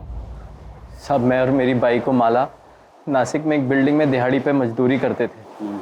अभी कुछ दिन पहले कॉन्ट्रैक्टर आया और बोला कि तुम सब लोग अपने अपने घर पे चले जाओ, अभी यहाँ पे कोई काम नहीं होगा, पूरा काम बंद है, समझे भाई? काम बंद मतलब? कोरोना बीमारी फैली है पूरी दुनिया में, इसलिए तो सरकार ने पूरा काम बंद कर दिया है, पूरे देश में लॉकडाउन कर दिया है। पर हमको उससे क्या? इधर थोड़ी कोई बीमार है। अबे नहीं है, लेकिन ये बीमारी आ तो सकती है। इसलिए तो सरकार ने पूरा काम बंद कर दिया है, सबको बोला है अपने अपने घर पे बैठो। काम का कुछ पता नहीं था, पर एडवांस पगार मिला था तो सब ठीक चल रहा था। माला पेट से थी तो उसको भी आराम मिल गया था। फिर दिक्कत शुरू हुई। भेड़िया है इसका, पेट में बच्चा है और चूल्हा क्यों जलाया? स्टोव किधर है? मैं पूरा मार्केट घूम के आई, मेरे को कहीं भी घासलेट नहीं मिला, इसलिए फिर चूल्हा जलाना पड़ा। अभी बहुत हो गया, अभी एडवांस का पैसा भी खत्म होने वाला है। बिना पैसे बिना काम के इधर रहना बहुत मुश्किल है। चल हम कल ही गाँव जाएंगे। अगले दिन सुबह घर के लिए निकले तो बस ट्रेन कुछ नहीं मिला, पर वहाँ जाकर देखा तो हमारे जैसे बहुत से मजदूर जो घर के लिए पैदल निकल गए, तो हम लोग भी अपने गांव के लिए पैदल निकल गए। फिर 2 तारीख को हम सोनगढ़ पहुँचे। इतने लंबे सफ़र के बाद माला की तबीयत बहुत ख़राब हो गई थी। अगले दिन उसे खून भी निकला। फिर मैं फ़ौरन उसे लेके भोसले अस्पताल ले गया। वहाँ डॉक्टर उसको देखी और बोली कि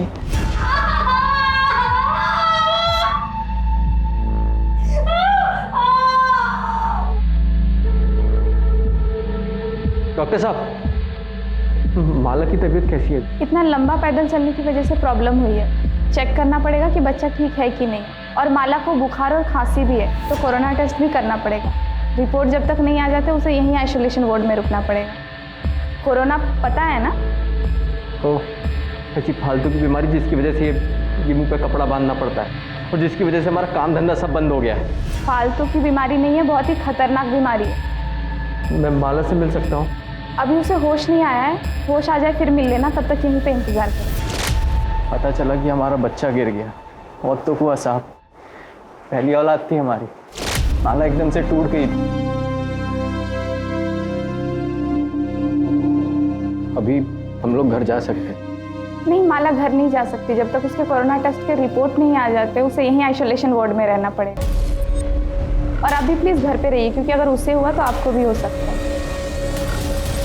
उन लोगों ने मुझे अस्पताल में रुकने नहीं दिया।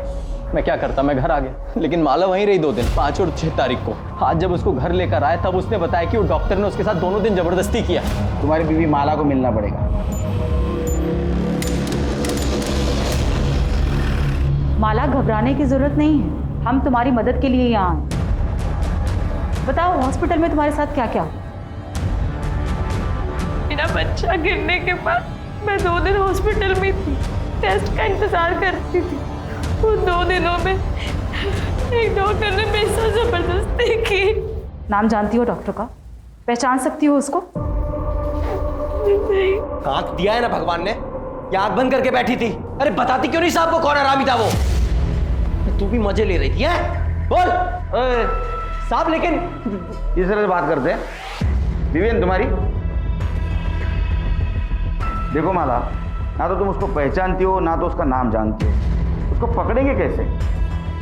साहब, वो जो कोरोना में डॉक्टर पहनते ना ऊपर से लेकर नीचे तक, उन्होंने वो पहना हुआ था और मुंह पे मास्क भी लगाया हुआ था। मेरे शरीर में जान नहीं थी, लेकिन फिर भी मैंने उसको रोकने की बहुत कोशिश की, लेकिन वो नहीं माना। माला, माला, तुम और कुछ बताना चाहते हो? साहब, तबीयत ठीक नहीं है इसकी। अभी इससे सवाल पूछने की जगह उस डॉक्टर को पकड़ो ना आप। सर, मुझे यकीन नहीं हो रहा। ऐसे वक्त पे जब लोग एक दूसरे को शक की नज़र से देखते हैं कि किसी की वजह से मुझे कोरोना ना हो, एक डॉक्टर अपने मरीज के साथ रेप करेगा, वो भी जिसके कोरोना के टेस्ट के रिजल्ट्स नहीं आए। और सर, अगर माला कोरोना पॉजिटिव निकली तो? गायकवाड़, तुम डिपार्टमेंट में होते हुए ऐसा सोचते हो? हाँ, अरे ऐसे हजारों केसेस है जिसमें लोगों ने अपने जान की परवाह नहीं की। अरे ये तो विकृत मनोवृत्ति वाले लोग। हाँ, ये वायरस से डरेंगे? अरे इनका जाने दे। नॉर्मल लोग भी अगर कोरोना वायरस के खतरे को समझते ना, तो हमें अपनी जान जोखिम में डाल के रास्ते पे घूमने की जरूरत नहीं थी। रही बात ये माला की, ये जरूर हमसे कुछ छुपा रही है, ढूंढेंगे। सर, ऐसा हो ही नहीं सकता। आपने सुना है पहले ऐसा कुछ? आप ही सोचिए कि अगर ये बात डॉक्टर्स और मरीज के बीच में फैल गई तो क्या होगा। पहले से ही हमारे पास स्टाफ कम है, अगर ऐसा कुछ हो गया तो कौन सा डॉक्टर, कौन सा स्टाफ ड्यूटी पे आना चाहेगा? अरे डॉक्टर से क्या, मरीज भी हॉस्पिटल में आने से कतराएंगे। डॉक्टर कूल, ये मैं नहीं कह रहा हूँ, आपके हॉस्पिटल के एक मरीज ने कंप्लेंट की है कि उसके साथ यहाँ एक डॉक्टर ने रेप किया जब वो आइसोलेशन वार्ड में कोविड टेस्ट के रिजल्ट का इंतजार कर रही थी। तो हमें पूछताछ तो करनी होगी। तो आप मुझसे क्या चाहते हैं? सीसीटीवी फुटेज देखना।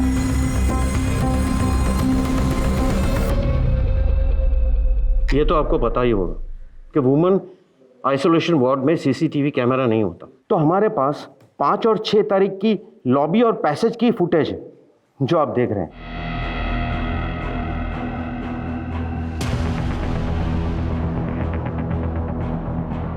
6 तारीख को भी यही घुसा हॉस्पिटल में।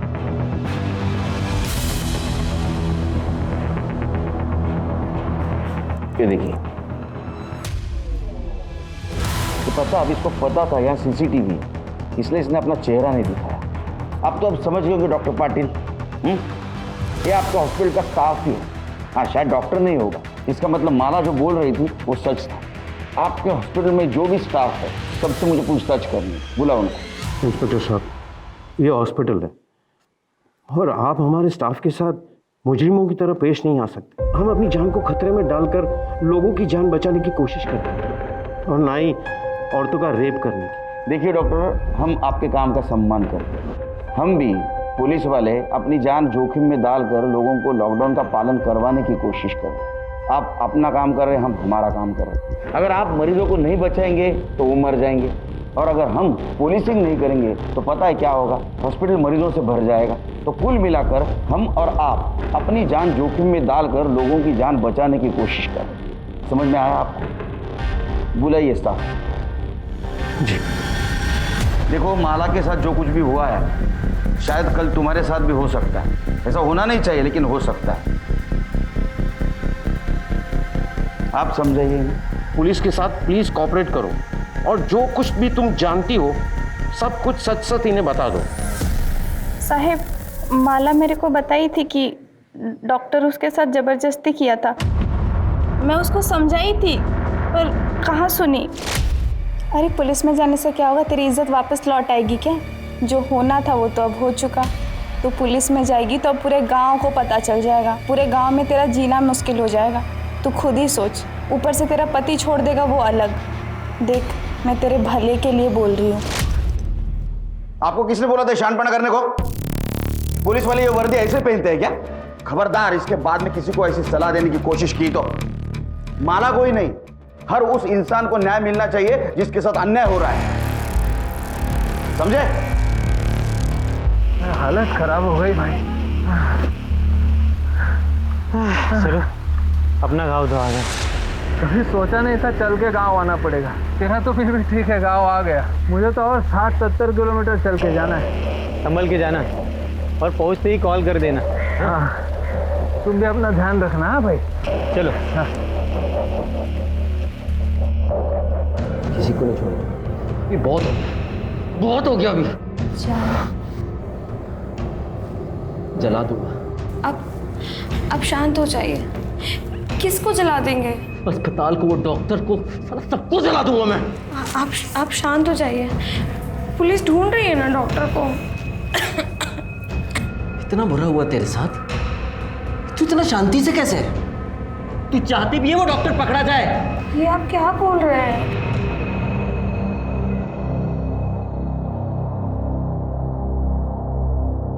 क्या हुआ साहब? वो डॉक्टर को आप लोग पकड़े कि नहीं? देखो राजू, केड़कर साहब अभी आए नहीं है, थोड़ा टाइम के बाद आना। बाद में नहीं, मेरे को अभी जानने का है क्यों डॉक्टर को पकड़ने में आपको कितना टाइम लगेगा अभी? शोर मत मचाओ, ये तुम्हारा घर नहीं है, पुलिस स्टेशन है। हम लोग कार्रवाई कर रहे हैं। तो तुम्हारी जानकारी के लिए ये बता देता हूँ कि जिसने भी तुम्हारी बीवी के साथ जबरदस्ती की है ना, वो कोई डॉक्टर नहीं है। समझा मैं, अभी सब समझा मैं। वो डॉक्टर है, बड़ा आदमी है, पैसे वाला, तो उसको काहे को पकड़ोगे आप लोग? नहीं, गरीब मानुस। हाँ, गरीब की कौन चुनता है? कौन चुनता है साहब गरीब की? राजू, क्यों चिल्ला रहा है तू? साहब, तेरी बात सुन ली, इसलिए तो कार्रवाई कर रहे हो ना। जब पकड़ा जाएगा तेरे को इन्फॉर्म कर देंगे। फिर से पुलिस स्टेशन में आके राड़ा नहीं करने का, तो पहले तेरे को अंदर कर दूंगा। जा घर पे जा, निकल।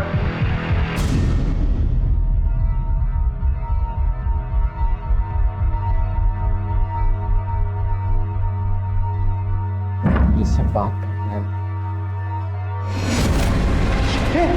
माला, माला, माला उठना, माला, माला।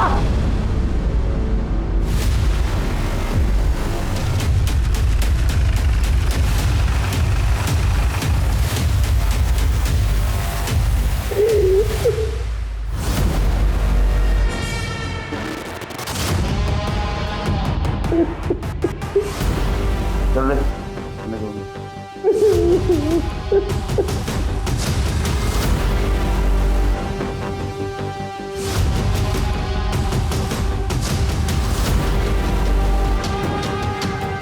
सर सेक्सुअल असॉल्ट रेप जैसा तो कुछ समझ में नहीं आ रहा। शायद बच्चा गिरने की वजह से खून काफी बाहर, बाकी रिपोर्ट आने के बाद पता चलेगा। सर गले पे निशान, गला घोट के मारा गया। घर की हालत, बिखरा हुआ बेडशीट, तो मरने से पहले काफी स्ट्रगल हुआ। प्रताप, मुझे लगता है ये काम राजू ने किया है। अपने सामने कितना गुस्सा कर रहा था, देख पीठ पीछे कितनी तकलीफ देता हो। उसने गुस्से में आके शायद इसका गला दबा के इसको मार। एक काम करो, बॉडी पोस्टमार्टम के लिए भेज दो और इसके फीटस से राजू का डीएनए मैच करवा दो। सर क्या साहब, आप अभी मेरे को ही फंसा रहे हो कि मैंने माला को मार दिया? शांत हो जाओ, शांत हो जाओ, बैठो। खून को कंट्रोल करते जा जरा, समझा? ये गुस्सा है ना, ये गुस्सा है उसका वजह है।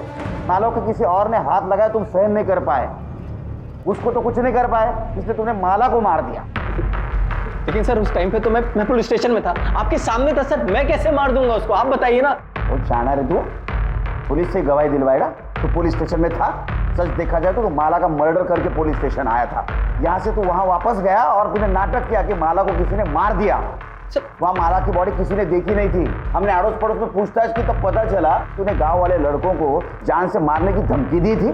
हाँ, दी थी धमकी उनको। मेरे गांव में मेरे घर में घुसने के मेरे से 2000 रुपए मांगे थे साहब। आखिरी के 500 रुपए थे, वो भी ले लिए उन्होंने, और शाम को वो बाकी के 1500 रुपए लेने आ गए थे घर। चल पैसा निकाल, तो बोला था ना बाकी का 1500 शाम को देगा करके। बोला था पर अभी नहीं हो पाया, अभी तू जा, बाद में देता हूँ। दे देख, साला गांव में घुस गया, अभी बहाना मारता है। चुपचाप से पैसा दे, नहीं तो देख क्या करेंगे हम लोग। अरे बोला ना देता हूँ, पैसा भी नहीं है, आके देता हूँ, अभी जा यहाँ से।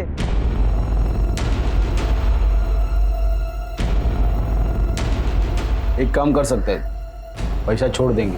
क्या? तेरी बाइकों का हमको मजे लूट लो। क्या क्या बस एक बार मजे लेने दे, फिर तेरा पैसा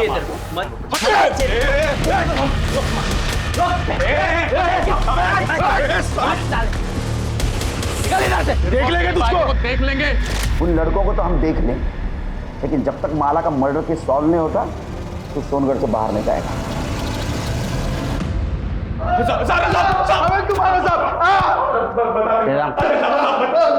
बोल। बता दे सर, हमने उन सब लोग से पैसे लिए थे सर, मजदूरों से, गांव वालों से, गांव में घुसने के लिए पैसे लिए थे सर। अरे राजू के घर पे क्या हुआ बोल। सब साहब, हम वो बाकी के 1500 लेने गए थे उसके घर पे, तभी उससे थोड़ा झगड़ा हुआ था साहब। लेकिन उसकी बाइकों को हम कुछ उल्टा सीधा नहीं बोले साहब। राजू हम पे भड़क गया था, उल्टा मारपीट करने लगा साहब वो। हाँ साहब, बदला लेना था हमको उनसे, बहुत बेइज्जती की थी हमारी, पर माला को हमने नहीं मारा साहब। हाँ साहब, हम दोनों वहाँ वापस नहीं गए साहब। ये हमारा यंग जनरेशन। एफआईआर दर्ज करो। सर मैंने गांव में घुसने के लिए किसी से भी कुछ भी पैसा नहीं लिया सर। सर मुझे पता भी नहीं है कि वो लड़का ऐसे कुछ कर रहा है। सर मैं तो अपनी ड्यूटी पूरी ईमानदारी के साथ निभा रहा था सर। जो भी आता उसका आधार कार्ड पहले चेक करता था और बाद में देखता कि वो सोनगढ़ का है कि नहीं। अगर वो सोनगढ़ का है तो ही उसके हाथ के ऊपर स्टैंप लगाता और बोलता था कि 14 दिन घर में रहो। सर मैंने राजू और माला के केस में भी यही किया सर। जाओ, मास्क। जैन सर, अपने डिपार्टमेंट में ऐसे लोग भरे हैं, हम किसको क्या बोलेंगे? सर साफ पता चल रहा था कि कामड़े झूठ बोल रहे हैं, नक्की पैसे खाता तो। अब नहीं खाएगा क्योंकि उसको मालूम है अपनी नजर है उसके ऊपर। माला के पीएम रिपोर्ट का क्या हुआ? सर अब तक नहीं आई। एक्चुअली वो पूरी टीम कोरोना के केसेस में भी थी, इसलिए वक्त लग रहा है, लेकिन सर जल्दी आ जानी चाहिए। सर डीएनए रिपोर्ट के मुताबिक माला के जो पेट में बच्चा था सर, उसका डीएनए राजू के डीएनए से मैच नहीं होता। देख, तेरे डीएनए से तेरे बच्चे का डीएनए मैच नहीं हुआ, इसका मतलब समझते हो? एक बात बताओ, तुम्हारी बीवी माला का नासिक में किसी के साथ चक्कर था या कोई उसका फायदा उठा रहा था? ये पक्का उस शेलार का काम होएगा। उसी की नजर थी मेरी माला पे। कौन शेलार? नासिक में मैं और माला जिधर मजदूरी करते थे तो वहाँ पे सुपरवाइजर था। कुछ महीनों पहले मुझे जुए का लत लग गया था। मैं 5,000 रुपये हार गया, पैसा नहीं था, तो भरने के लिए मैंने सोचा साइड से कुछ चोरी करके उसको बेच के वो पैसा भर देगा, लेकिन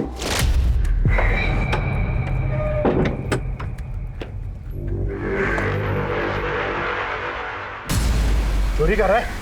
चोरी कर रहा है? नहीं, जिस थाली में खाता है उसी में छेद करता है। रुक, मैं अभी भाव सुनो, पुलिस को बताऊंगा मैं। भाव इतना गर्मी काहे को खाते हो? मैं तुमको भी देता हूँ ना इसमें से। साले तेरे जैसा चोर समझाएगा मेरे को? अभी मैं देख, तू काम भूल जा काम तू अभी। मैं तेरे को जेल में भिजवा दूं। भाव करते हैं ना कुछ, भाव करते हैं ना कुछ, इस बात को यहीं पे सुलटाते हैं ना भाव। एक रास्ता है। जो बोलोगे तू है ना? हाँ। तेरे बीवी के साथ में मेरे को सोने दे। मैं तेरे को छोड़ दूंगा, किसी को कुछ नहीं पता चलेगा। तू बीवी के साथ सोएगा? छोड़िए बीवी को मारेगा? बीवी के साथ सोएगा? साले जान से मार दूंगा। अरे मैं हाथ उठाता है, मैं तेरे को छोड़ूंगा नहीं। शेलार ने तभी पुलिस को ना वो मुड़क अच्छा साहब, शेलार ने तभी ना पुलिस को ना सेठ को मेरी शिकायत की। मुझे लगा ऐसे ही नहीं किया होगा, लेकिन अभी मुझे समझ में आ रहा है साहब।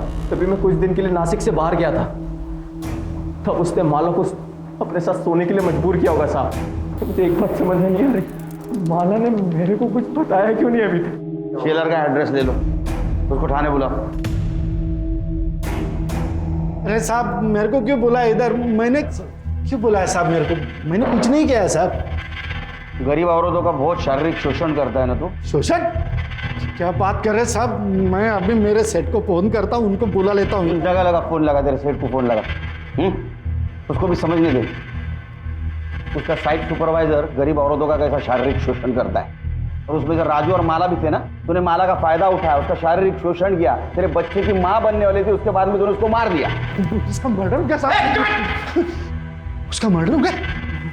मेरे को तो पता भी नहीं साहब। तू तो अब ये भी बोलेगा मैंने माला का फायदा नहीं उठाया, उसका शारीरिक शोषण नहीं किया, उसको नहीं मारा? कसम से साहब मैंने नहीं मारा। हाँ, उसका फायदा जरूर उठाया साहब, लेकिन वो सामने से आई साहब। सब जो भी हुआ वो मर्जी से हो उसके साहब। माला ने मेरे को उसके घर पे बुलाया साहब। मैं उसके खोली पे गया और देखा तो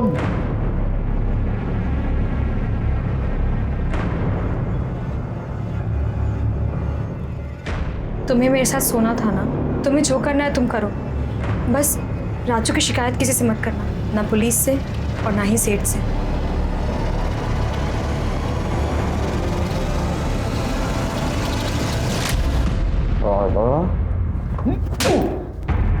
इसको फायदा उठाना बोलते, समझा? साहब आप कुछ भी कह लो साहब, लेकिन मैंने उसका मर्डर नहीं किया साहब। और हाँ, मेरे को ये भी पता है साहब, ये बात ना उसने राजू को भी नहीं बताई थी साहब। तब तक नहीं बताई जब तक वो नासिक छोड़ के उनके गांव चले नहीं जाते। और इसके बदले में मैंने उसकी चोरी की बात किसी को नहीं बताई साहब। राजू और माला के अलावा और कौन कौन गया था गाँव वापस?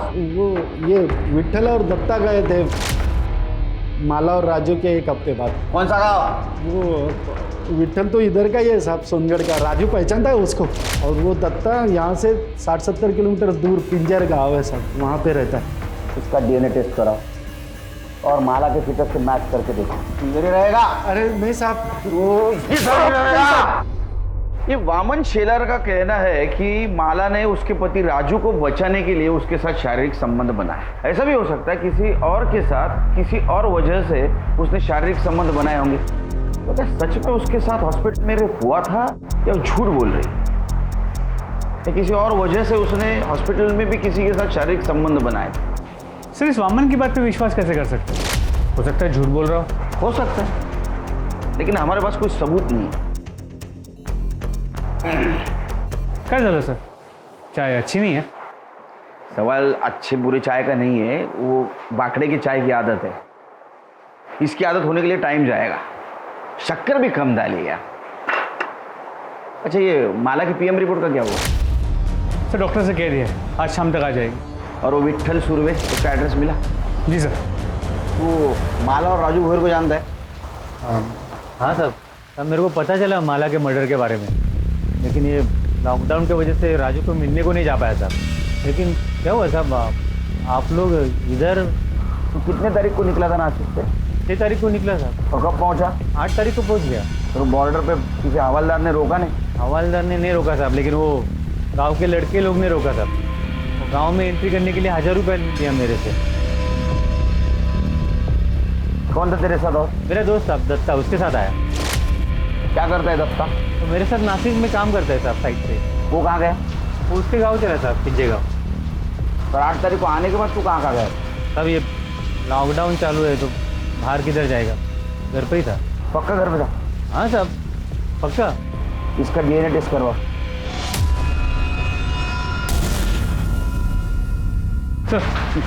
सर मला की PM रिपोर्ट आ गई। चला नशीब चांगलं। अच्छा कुछ मिला? सर रिपोर्ट के मुताबिक उसकी मौत 9 तारीख के सुबह 10 और 12 बजे के बीच हुई। और सर मौत की वजह खून बहने की वजह से नहीं, दम घुटने की वजह से। और जो ब्लीडिंग हमने देखी वो गला दबाने के प्रेशर से हुई। तो हमारा शक सही निकला, उसका मर्डर है। अब ये पता करना है कि उसका मर्डर किसने और क्यों किया। प्रताप मुझे लगता है राजू ने उसका मर्डर किया होगा, क्योंकि राजू उसको लेके बहुत पॉजिटिव था। उसको गुस्सा आया होगा कि उसके अलावा किसी और ने उसको हाथ लगाया। सर गांव के लड़के भी हो सकते हैं, हो सकता है उन्होंने बदला लेने के लिए माला को मारा। देख लेंगे तुझको, देख लेंगे। या फिर हॉस्पिटल में जिसने उसका रेप किया वो विट्ठल भी हो सकता है, क्योंकि विट्ठल 8 तारीख को गांव आया और 9 तारीख को माला का मर्डर हुआ। तमाम कोशिशों के बावजूद पुलिस भोसले हॉस्पिटल में माला का बलात्कार करने वाले अपराधी तक नहीं पहुंच पाई थी। बल्कि यह भी एक पहेली थी कि बलात्कार हुआ भी था या नहीं। जो साबित हुआ वो ये था कि माला का कत्ल हुआ था, लेकिन उसमें भी पुलिस उसके कातिल को ढूंढने की जद्दोजहद में लगी थी। वामन शेलार और विट्ठल पर पुलिस को शक तो था, लेकिन दोनों का DNA माला के अजन्मे गर्भ से मैच नहीं कर रहा था। ये केस एक नहीं बल्कि 3 सूरतों में पुलिस की नींद हराम किए हुए था। पहली, माला जब सोनगढ़ आई थी तो उसके पेट में किसका गर्भ था? दूसरी, हॉस्पिटल के आइसोलेशन वार्ड में उसके साथ बलात्कार हुआ था। क्या ये सच था या वो झूठ बोल रही थी? और अगर वो झूठ बोल रही थी तो क्यों? या फिर ऐसा था कि ये संबंध उसने अपनी मर्जी से बनाए थे? और तीसरी, वो कौन हो सकता था जिसने माला को उसी के घर में घुसकर मौत के घाट उतार दिया? पुलिस के पास संदिग्ध तो कई थे, लेकिन सबूत किसी के भी खिलाफ नहीं था। सर 8 तारीख को माला अस्पताल से डिस्चार्ज हुई और 8 तारीख को ही विट्ठल और दत्ता सोनगढ़ पहुंचे। और विट्ठल के मुताबिक तभी के तभी दत्ता अपने गांव पिंजगढ़ के लिए पैदल निकला, जो करीब 60 से 70 किलोमीटर दूर। सर हम सबको तो चेक कर चुके हैं, वो कौन हो सकता है जो माला के बच्चे का बाप था जिसने उसका मर्डर किया? ये दत्ता पिंजगढ़ कब पहुंचा पता करो। सर हमने विट्ठल के कॉल रिकॉर्ड्स चेक किए और उसमें यह पता चला कि 12 तारीख की रात को हमारी पूछताछ के बाद उसने एक नंबर पर 20 बार कॉल की। कितने बार? 20 बार। और सर बातचीत काफी लंबी हुई। नंबर किसका था? दत्ता राउत के। दत्ता राउत? अब बता, इतने फोन क्यों किया? साहब वो हालचाल पूछने के लिए फोन किया था साहब। हलचल पूछने के लिए 20 बार फोन? किसके हाल खराब थे, किसकी चाल खराब थी रे? वो साहब इधर उधर की बात कर रहे थे हम लोग। तू क्या वेड़ा समझ लगा मला? हाँ सच सच बता, ना तो इतना मारूंगा ना इधर का उधर हो जाएगा, समझा? नहीं साहब सब बता दो साहब। साहब उस दिन साइट पे काम जल्दी खत्म हो गया तो मैं और दत्ता राजू की खोली के बाहर दारू पी रहे थे साहब। तो राजू की खोली से कुछ आवाज आया। राजू के घर पे कौन आया? राजू आ गया क्या? देखते।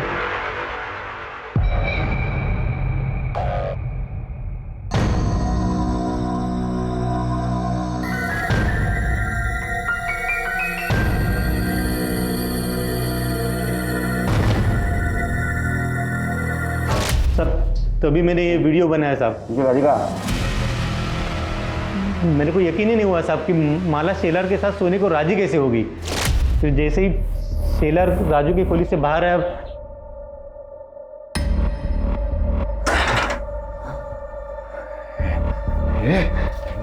कपड़े उतर।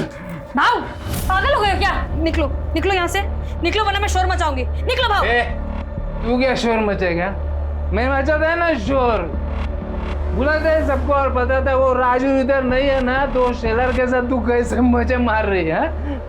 कपड़े निकाल। भाव भाव छोड़ो, भाव निकलो निकलो यहाँ से।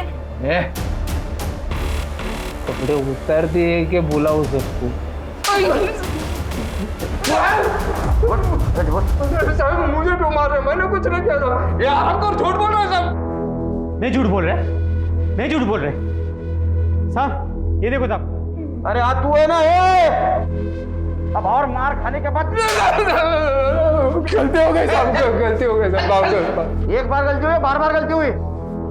वो साहब को मुझे शेलर का तो मालूम नहीं है, पर मैं सर 4 बार माला के घर पे गया, उसको बदनामी की धमकी दिया और बाद में उसको रेप किया और मार दिया। 8 तारीख को तू सोनगढ़ बॉर्डर पे इसके साथ पहुंचा। वैसा देखा जाए तो 9 तारीख को तेरे गांव पहुंचना चाहिए था शाम तक, लेकिन तू 11 तारीख को दोपहर में पहुंचा। 36 घंटे क्या कर रहा था रे तू? कहाँ था? थक गया था ना साहब, चल चल के, थोड़ा आराम करने के लिए रुक गया। 36 घंटे सो रहा था तू? सच बता, तो इतना मारूंगा ना पूरी हड्डी पसली एक कर दूंगा। बता दो साहब, बता दो, मारना बता। सच बता ना। वो साहब नशे के हालत में मैंने वो माला से जबरदस्ती तो कर ली साहब। बाद में अकल आई कि वो शेलर सिर्फ माला के साथ सोने की बात किया था, तो राजू ने उसकी हड्डी पसली तोड़ दी थी। मेरे बारे में उसको मालूम पड़ता तो मेरे को तो जान से मार देता था साहब। मैं बहुत डर गया था साहब, लेकिन फिर पता चला कि माला पेट से राजू लड्डू बांट। मतलब ये था कि उसको अब तक तो कुछ पता नहीं था, लेकिन माला साहब वो कुछ ऐसे घूर के और गुस्से से मेरे को देखती थी, लगता था कभी भी राजू को बता दे। माला और राजू सोनगढ़ जाने के लिए निकले। उस वक्त तो माला ने मुझे कुछ से गुस्से से देखा था ना साहब, लगा था अब कुछ तो होने वाला। मैं डर गया था साहब। उसके बाद तो साहब वो राजू मेरे सपने में आता था साहब, मेरी छाती में बैठ के कोई तो से मेरे को मारता था साहब। नाटक मत कर। नाटक नहीं साहब। उसके बाद मैंने इसको बोला गांव चलते हैं। दोनों साथ में ही गांव जाने के लिए निकले थे साहब। वहाँ सोनगढ़ के फाटे पे पहुंचे तो ये सोनगढ़ के अंदर चला गया। देखा कि इसने वो बच्चे, वो गांव के लड़के थे ना, उनको पैसे देके अंदर घुस गया। मैं तो सीधे अंदर नहीं जा सकता था ना साहब, तो मैंने रात होने की राह देखी ताकि वो लोग सो जाए। तो जैसे रात हुई मैं भी अंदर घुस गया। जाते ही पहले वो राजू का घर ढूंढा साहब, फिर रात भर उधर ही छुपा रहा। सुबह हुई, जिस वक्त राजू घर से निकला ना साहब, तो मैं घर के अंदर घुस गया।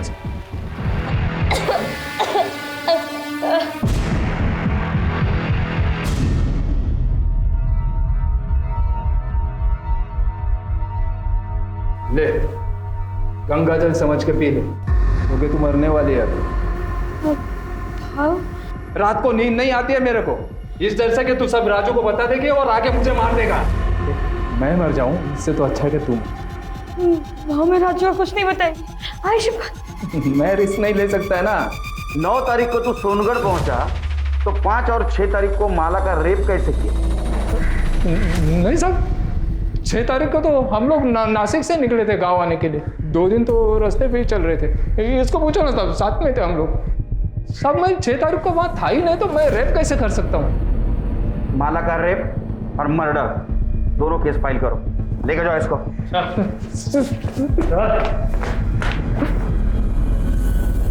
दत्ता राउत के डीएनए टेस्ट से यह साबित हो गया कि माला के अजन्मे बच्चे का पिता दत्ता राउत था।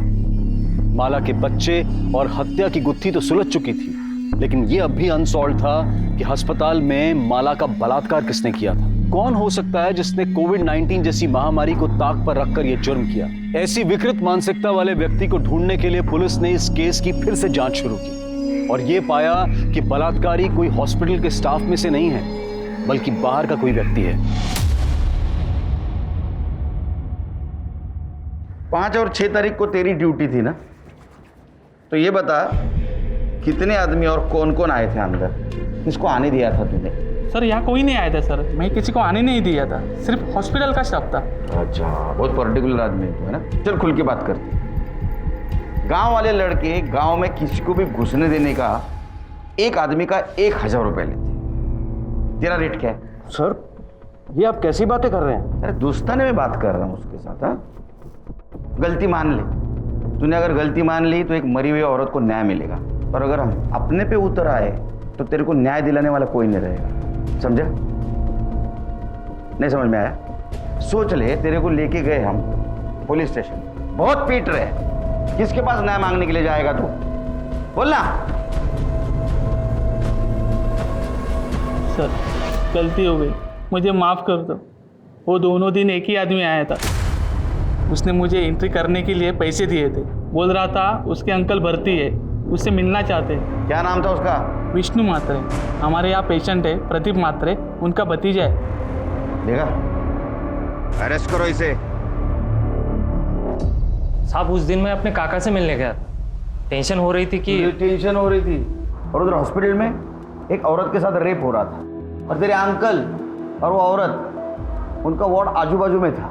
साहब ये क्या मेरे घर पे आके आप ये रेप वेप की बात कर रहे हैं? मेरे घर वालों को पता चल जाएगा तो क्या सोचेंगे वो मेरे बारे में? तेरे अंकल कोरोना पॉजिटिव थे ना, उनके हालचाल पूछ के आया था ना तू, फिर भी तेरा समाधान नहीं हुआ, फिर से उनके हालचाल पूछने चला गया, तब तेरी जान प्यारी नहीं थी? साहब मैं बोल चुका हूँ कि इस सब से मेरा कोई लेना देना नहीं।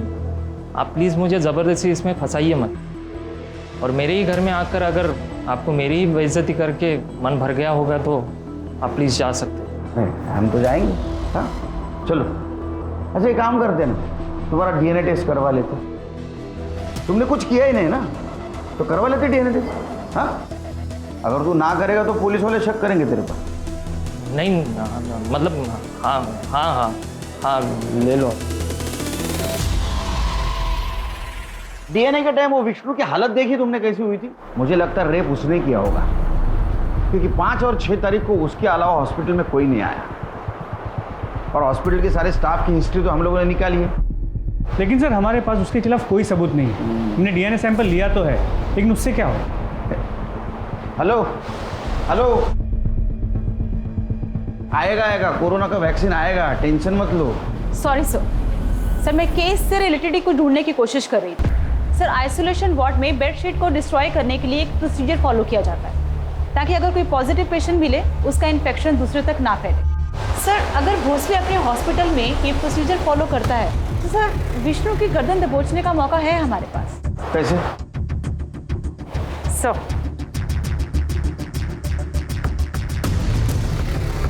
पता करो भोसले हॉस्पिटल में प्रोसीजर फॉलो होता है क्या? अगर होता है तो विष्णु जरूर पकड़ा जाएगा।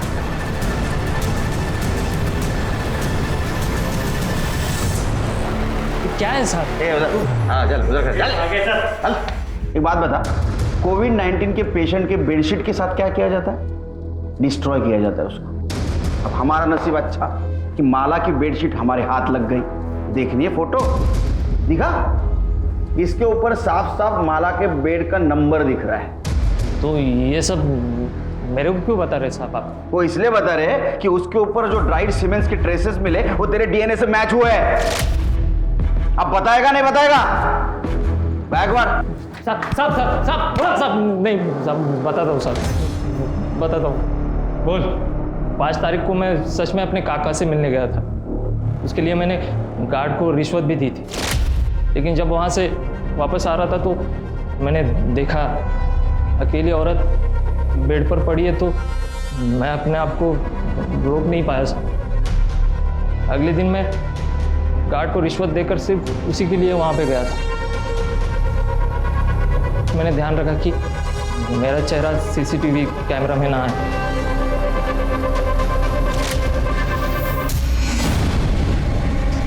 कौन? डॉक्टर? गरीब, लाचार और बीमार औरत के ऊपर अत्याचार करने में तुम जैसे लोग मर्दानगी समझते हैं। वो बेचारी कोविड-19 से तो बच गई, लेकिन तू और तेरे जैसे दरिंदों से नहीं बच पाई। चार्जशीट फाइल करा।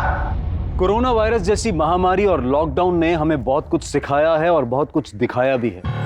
शायद हम पहले से ज्यादा संवेदनशील हुए हैं। जहां एक तरफ इस मुश्किल की घड़ी में कुछ लोग अपनी कमाई, अपनी सेविंग्स को डोनेट करके अनजान लोगों की मदद करने की कोशिश कर रहे थे, वहीं विष्णु महात्रे, दत्ता राउत, वामन शेलार और विट्ठल सुर्वे जैसे लोगों ने इससे कोई सीख नहीं। माला भोईर जिसने जिंदगी और मौत तकलीफ में देखी, जिसकी शुरुआत उसके पति राजू भोईर को बचाने के गलत तरीकों से हुई, इस केस से हमें सबक मिलता है कि गलत काम करने का कोई भी सही तरीका नहीं हो सकता है। इसलिए अपनी गलती का सामना करें और आगे के लिए सीख लें ताकि दोबारा किसी मुसीबत में ना पड़े। अब मैं अनूप सोनी आपसे विदा लेता हूं। फिर मुलाकात होगी क्राइम पेट्रोल सतर्क में एक और नए केस के साथ। तब तक अपना और अपने परिवार का ख्याल रखें, सतर्क रहें, सुरक्षित रहें और देखते रहें क्राइम पेट्रोल सतर्क। जय हिंद। क्राइम पेट्रोल के और भी दिलचस्प कहानी देखने के लिए हमारे चैनल को सब्सक्राइब करें और बेल आइकॉन दबाना न भूलें।